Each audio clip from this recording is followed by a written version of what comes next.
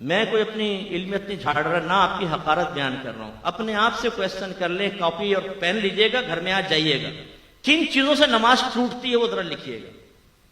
آپ کو خود پتہ چل جائے گا. آپ شاید ایک آدھ چیز ہی لکھ سکیں گے, کوئی چلو وضو ٹوٹ گیا, نماز ٹوٹ گئی, ٹھیک ہے. اس کے بعد ذہن خالی. کیوں؟ ہم نے سیکھا نہیں نا. یاد رکھیں کہ جو علم سیکھے بغیر بعض اوقات نماز پڑھتا ہے, میں نہیں کہتا ہوں, آپ کے نبی ارشاد فرماتے ہیں ایک بندہ 60 برس تک نماز پڑھتا ہے لیکن اس کی ایک بھی نماز اللہ کی بارگاہ میں مقبول نہیں ہوتی, اس لیے کہ وہ رکوع صحیح کرتا ہے تو سجدہ غلط کر دیتا ہے, اور سجدہ صحیح کرتا ہے تو رکوع غلط کر دیتا ہے. سرکار مسجد میں بیٹھے ہوئے ہیں, ایک دیہاتی صحابی جن کو اعرابی کہتے ہیں وہ آئے, نماز ادا کی, آ کے سلام کیا. سرکار نے سلام کا جواب دیا, پھر فرمایا صلی فإنک لم تصلی, تو نماز پڑھ کیونکہ تو نے نماز نہیں پڑھی. بڑا حیران ہوا, گیا پھر نماز پڑھی, پھر آئے, سرکار نے سلام کا جواب دیا, فرمایا یہی جملہ, جاؤ دوبارہ نماز پڑھو.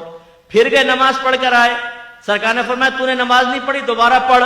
کہنے لگے یا رسول اللہ مجھے تو ایسے ہی آتی ہے, آپ تعلیم فرما دیں.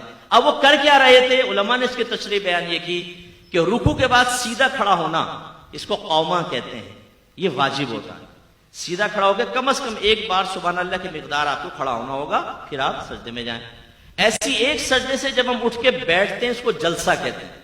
اس میں بھی کم از کم ایک بار سبحان اللہ کی مقدار بیٹھیں گے, اور پھر اس کے بعد ہم دوسرا سجدہ کریں گے. سبحان اللہ مجھ سے کہنا نہیں ہے, جتنی دیر میں سبحان اللہ ہوتی ہے اتنی دیر بیٹھے, پھر اگلا. اب ہمارے بھائی کیا کرتے ہیں, رکوع میں گئے, یہ اٹھے فوراً, اور نماز پڑھتے ہوئے تیزی سے دیکھیے گا یوں ایک سجدہ پورا نہیں اٹھے گا, پھر فوراً. اتنی تیز نماز پڑھتے ہیں بعض, خاص طور پہ بچے جن کو گیم سے اٹھا دیتی نا, امی نماز پڑھو, کم وقت تو گیم بند کروا دوں گی. اچھا امی پڑھ رہے, ان کی نماز کی سپیڈ آپ دیکھیں. ابھی ہم جیسا آدمی الحمدللہ رب العالمین الرحمن الرحیم پڑھے گا, وہ رکوع میں بھائی تو نے مشین لگا رکھی ہے منہ کے اندر, اتنی تیزی سے ختم کر لیا تو نے, اور یہ رکوع بس ایک دم فارغ. سنت غائب ہے نا, سنت موقدہ غیر موقدہ نوافل اس سے بالکل مبرہ, خالی فرض پڑھے جلدی جلدی آ کے پھر بیٹھ گئے 2 گھنٹے کے لیے. یہ جو نمازیں ہیں یہ نمازیں منہ پہ ماری جاتی ہیں. سرکار فرماتے ہیں بعض نمازی ایسے ہیں کہ ابھی مسجد کے دروازے سے باہر نہیں نکلنے پاتے, لیکن ان کی نماز پرانے کپڑے کی طرح لپیٹ کے ان کے منہ پر مار دی جاتی ہے. اور ایک روایت میں سرکار نے فرمایا بعض نمازی جب نماز کو ختم کرتے ہیں تو نماز ان کے لیے بد دعا کرتی ہے کہ اللہ تعالیٰ اس کو ایسا ہی برباد کر دے جیسا اس نے مجھے برباد کیا. یہ یاد رکھیں, میں ایک صرف مثال دے رہا ہوں سمجھانے کے لیے. نمازیں روزے یہ ایسا چیک ہے کہ جو بروز قیامت کیش ہوگا, اور آپ کو پتا ہے چیک صحیح نہ بھرا جائے تو باؤنس ہو جاتا ہے نا, وہ پھر ریجیکٹ ہو جاتا ہے, ریٹرن ہو جاتا ہے چیک. ایسے اگر اللہ تعالیٰ کی بارگاہ میں یہ عبادات مطلوب شرع کے مطابق ادا نہیں کی تو یہ رد ہیں. میدان محشر میں پہنچیں گے تو پتہ چلے گا کہ تیری تو 40 سال کی نمازیں برباد, تیری 30 سال کی نمازیں برباد. کیا فائدہ ہوگا اس کا؟ ہم نماز کو بوجھ سمجھ کر ادا کرتے ہیں بعض اوقات, یار بس سر سے بوجھ اتارنا ہے, نہ دل لگ رہا ہے نماز کے اندر, جلدی جلدی نمازیں پڑھ رہے ہیں, اور خیالات کی یلغار ہے, یلغار, خوف خدا کے ساتھ نماز ہی نہیں پڑھ رہے. حالانکہ آپ کے نبی نے ارشاد فرمایا جس نے 2 رکعت نماز, زیادہ نہیں, 2 رکعت نماز ایسے ادا کی کہ اس میں دنیا کا کوئی خیال اپنے قلب میں نہ لایا, وہ گناہوں سے ایسا پاک و صاف ہو جائے گا جیسے آج ہی اپنی ماں کے پیٹ سے پیدا ہوا. لانا فرمایا, آنا نہیں. خیالات تو آئیں گے, ایک شیطان ہے جو خیال ڈالے گا, لیکن ہمارا کام کیا تھا, خیال آیا اس کو فوراً ٹال کر اللہ کی طرف متوجہ ہوئے. اللہ کی طرف متوجہ ہونے کا مطلب کیا ہے؟ تو ذات باری تعالیٰ کا تصور تو نہیں آئے گا نا بھائی ذہن میں. جو نبی نے فرمایا تم ایسے نماز پڑھو جیسے تم اللہ کو دیکھ رہے ہو. اگر تم اللہ کو نہیں دیکھتے تو وہ تو تمہیں دیکھ ہی رہا ہے, تو اس کے دیکھنے کا یقین ذہن میں حاضر کریں. یا پھر جیسے مدینے کا تصور کر لیا, مکے کا تصور, موت کو یاد کر رہے ہیں, میدان محشر, پل صراط, جنت, دوزخ, یہ ذہن میں لا رہے ہیں. یہ دنیا نہیں ہے, یہ آخرت. یہ خیالات آ جائیں, اور اسی طرح اگر کوئی خیال آ گیا زوجہ کا, بچوں کا, کرکٹ کا, کاروبار کا, جیسی آئے فوراً چھٹک دیں. یہ نہیں کہ آپ سوچنا شروع کر دیں.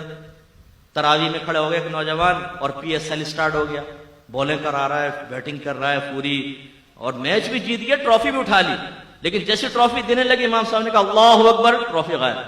تو رکوع کرنا پڑا. تو یار ابھی ٹرافی بھی مل جاتی. ایک کنجوس آدمی تھا, اس کو وہ نماز اس کو مسجد میں پہنچا تو جماعت نکل گئی، تو بڑا افسوس کرنے لگا. لوگ بڑے متاثر ہوئے، کہا کہ ہمیں آپ کے جذبے سے بہت سیکھنے کو ملا ہے کہ آپ کیا جماعت نکل گئی اتنا آپ دکھ کر رہے ہیں. کہا بھائی یہ بات نہیں ہے، مسئلہ یہ تھا کہ جب امام صاحب کے پیچھے نماز پڑھتا تھا نا تو اپنے دکان کا پورا حساب آرام سے کر لیتا تھا. اب امام صاحب اکیلے نماز پڑھوں گا تو حساب کے علیحدہ ٹائم نکالنا پڑے گا، میرا وقت نکل جائے گا.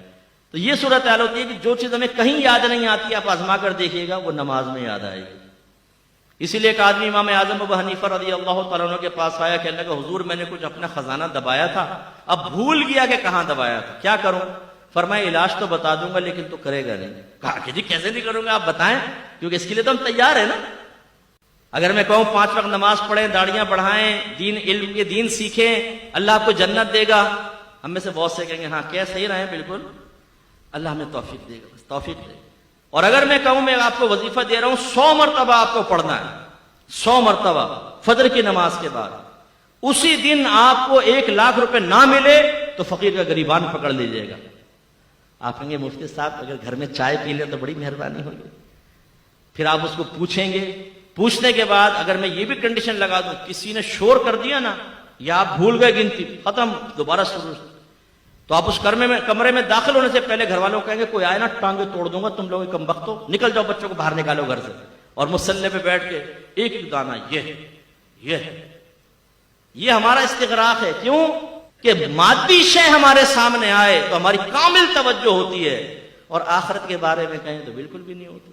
تو اللہ کے نبی نے یہ فرمایا 2 رکعت نماز، دنیا کا خیال نہ لاؤ، گناہوں سے پاک و صاف ہو جاؤ گے جیسے آج ہی ماں کے پیٹ سے پیدا ہوں. لیکن یہ بھی میرے نبی نے ارشاد فرمایا، علامہ آلوسی نے اس حدیث کو نقل فرمایا، سرکار نے فرمایا آخری زمانے میں ایک شخص بھی مسجد میں ایسا نہیں ہوگا جو خشوع و خضوع کے ساتھ نماز ادا کرنے والا ہو، یعنی ہر ایک دنیا کے خیالات میں مگن کھویا ہوا ہوگا.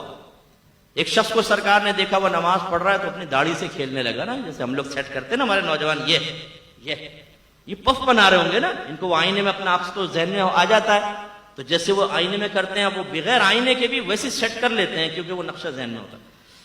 اب وہ یہ سیٹ کر رہے ہیں، یہ سیٹ کر رہے ہیں، وہ شخص بھی کوئی داڑھی کو ایسا کرنے لگا. تو میرے آقا نے صحابہ سے فرمایا اگر اس کے دل میں خشوع و خضوع ہوتا تو اس کے اعضاء بھی خشوع پذیر ہوتے، یعنی اگر اس کے دل میں اللہ کا خوف ہوتا تو اس کے اعضاء سے بھی ظاہر ہوتا کہ اللہ کے خوف میں رہ کر نماز پڑھ رہا ہے، لیکن تو داڑھی سے کھیل رہا ہے. اور یہ ہمارا حال ہوتا ہے. تو کامل نماز کب ہوگی؟ جو مطلوب شرع کے مطابق، اور جس کو اقامت الصلاۃ فرمایا گیا وہ تب جب ان تمام مسائل کو سیکھ کر اور خشوع و خضوع کے ساتھ نماز ادا کریں. تو آپ برا نہیں مانیے گا، اپنی پچھلے پورے مہینے کی نماز کو آپ سوچ لیں، کوئی 2 رکعت نماز ہم نے ایسی ادا کی جس میں دنیا کا خیال نہ آنے دیا ہو. میری کوشش ہوتی ہے، اللہ مجھے عجب و خود پسندی سے بچائے، میرے رب کا ہی کمال ہوتا ہے سب، لیکن میری کوشش ہے کہ میں لوگوں کو اصل دین کی طرف لے کر آؤں، احتساب کی طرف لے کر آؤں. اللہ جس کو توفیق دے. تو میں جب جمعے کی نماز پڑھانے لگتا ہوں تو میں سب کو کہتا ہوں یہ 2 رکعت نماز حدیث سنا دیتا ہوں اور کہتا ہوں کم از کم یہ 2 رکعت نماز ایسی پڑھنی ہے کہ دنیا کا کوئی خیال دل میں نہ آئے. ہمت کیجئے گا. پھر تکبیر لگاتے ہیں، اللہ تعالیٰ یقیناً بہت سوں کی مدد کرتا ہوگا، اور ہو سکتا ہے میرے پیچھے جو نماز پڑھ کے نکلتا ہو وہ گناہوں سے ایسا پاک و صاف ہو چکا ہو جو آج ہی اپنی ماں کے جیسے اپنے ماں کے پیٹ سے آج ہی پیدا ہوا ہے. یہ تو اللہ کا کرم ہے نا جس کو اللہ تعالیٰ توفیق دے دے. تو یہ ہمیں بھی کرنا چاہیے.